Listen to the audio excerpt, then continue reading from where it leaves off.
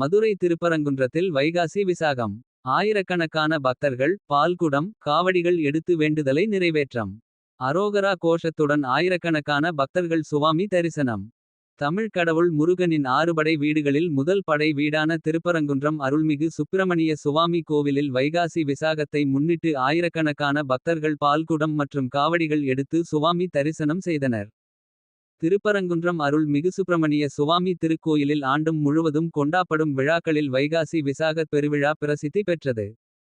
இந்த ஆண்டுக்கான வைகாசி விசாக விழா வசந்த உற்சவம் கடந்த 31ஆம் தேதி காப்பு கட்டுதலுடன் தொடங்கியது. விழாவினை முன்னிட்டு தினமும் சுப்பிரமணிய சுவாமி தெய்வானையுடன் புஷ்ப அங்கி அலங்காரத்தில் கோயில் வசந்த மண்டபத்தில் எழுந்தருளுவார்.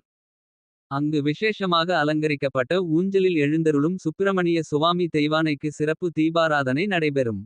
இதே போல நேற்று வரை நடைபெற்றது. விழாவின் முக்கிய நிகழ்ச்சியாக இன்று வைகாசி விசாக விழா நடைபெற்றது. வைகாசி விசாகத்தையொட்டி திங்கட்கிழமை அதிகாலை 5 மணி முதல் பக்தர்கள் பால்குடம் எடுத்து வரத் துவங்கினர். உற்சவர் சன்னதியில் சண்முகர் வள்ளி தெய்வானைக்கு சிறப்பு அபிஷேகங்கள் நடைபெற்று கோயில் விசாக கொரடு மண்டபத்தில் எழுந்தருளினார். அங்கு காலை 5:30 மணி அளவில் பக்தர்கள் கொண்டு வந்த பால்குடங்களை கொண்டு ஷண்முக வள்ளி தெய்வானைக்கு சிறப்பு பாலாபிஷேகம் நடைபெற்றது. அங்கு காலை முதல் மதியம் வரை பக்தர்கள் கொண்டு வந்த பாலில் சண்முகருக்கு பாலாபிஷேகம் நடைபெறும். பக்தர்கள் பால்குடம் காவடி பறவை காவடி அழகு குத்தி பல்வேறு வகையில் தங்களது நேர்ற்றிக் கடனை செலுத்தினர். விழாவில் திருப்பரங்குன்றம் திருமங்கலம் விருதுநகர் காரியாபட்டி அருப்புக்கோட்டை மற்றும் மதுரையின் பல்வேறு பகுதிகளில் இருந்தும் ஆயிரக்கணக்கான பக்தர்கள் பால்குடம் எடுத்து வந்து சுவாமி தரிசனம் செய்தனர். மதுரை மாநகர காவல் ஆணையர் லோகநாதன் தலைமையில் 500க்கும் மேற்பட்ட போலீசார் பாதுகாப்பு பணியில் ஈடுபட்டிருந்தனர். வைகாசி விசாக பெருவிழா ஏற்பாடுகளை கோயில் நிர்வாகம் செய்திருந்தது.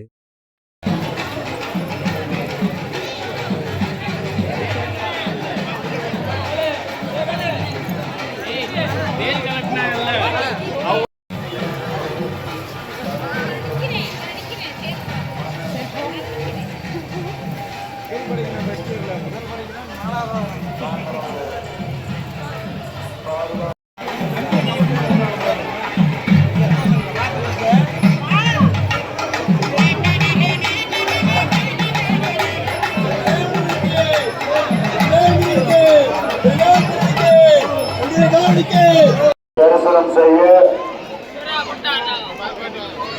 சிறப்பு கட்டணமாக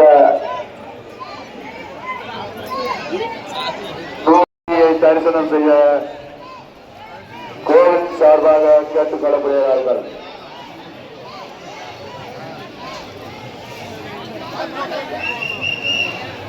உள்ளே வாங்க முதல்ல.